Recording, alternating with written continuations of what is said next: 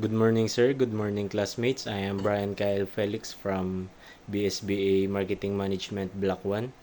So now we were discuss about the difference of general partnership and limited partnership, and also difference of universal partnership and specific partnership. So first, about general partnership. So general partnership is a business established by two or more owners. It is the default business structure for multiple owners, the same way that sole proprietorship is the default for solo entrepreneurs. So, for example po dito is kapag yung partnership is bumuo sila ng business na kung saan marami sila, so yung mga kasama doon is may obligation or liability na magdesisyon doon sa tinatayo nilang business. So ibig sabihin general, ibig sabihin lahat ng nakasama doon sa partnership or sa business na itatayo nila is may ay liable doon sa pagdedesisyon sa loob ng business. And sa limited naman po is under Article 1843, one formed by two or more persons having as members or one or more general partners and one or more limited partners. So dito naman po sa limited partners is may isa lang pong may dito po sa the limited partnership is composed by at least one general partner and one limited partnership. So ibig sabihin po dito sa limited is may isa lamang po na general partner and may isa lamang po na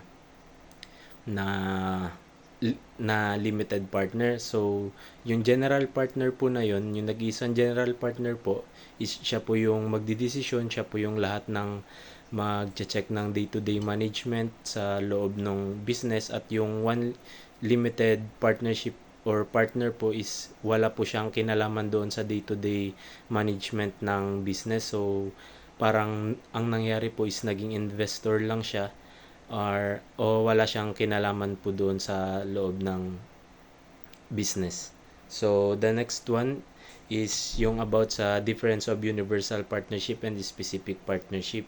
So yung sa universal partnership po, that includes all the present and future property of the partners and all burdens or losses which without fraud are incurred by either partner. So sinasabi po dito na yung sa universal po is parang halos same lang din po sila ng general partnership, na kung ano po yung binigay mo. Halimbawa po ako, nasama po ako sa isang partnership or business, kung ano po yung binigay ko na property or money at saka po industry, sa money, sa property lang po pala yung mahabol ko, kasi yung sa industry po is yung kinalaman po doon is yung skills and yung knowledge. So bale kumbaga wala na akong habol doon.